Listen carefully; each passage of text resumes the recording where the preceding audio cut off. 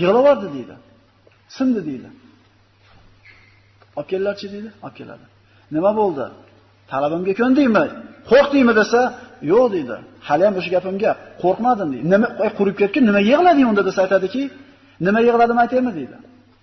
Hozir meni oldimdan burun bitta musulmonni tashlading, shunday qovjilab go'shi so'ylanchilab ketdi. Hozir meni ham tashashadi, men ham Alloh yo'lida bitta jonimni beraman, shu bilan Alloh oldiga yetaman. Nimaga yig'ladim?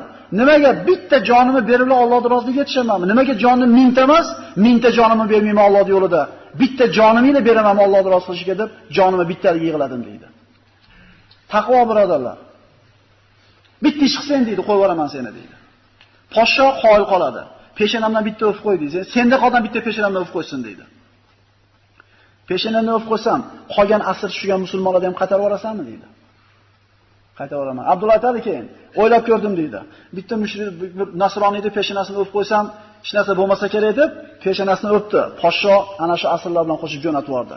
Hazrat Umar eshitganda aytdiki, har bitta musulmon dedi, Abdullohning peshanasini o'pishlik kerak. Birinchi bo'lib men o'zim o'paman dedi.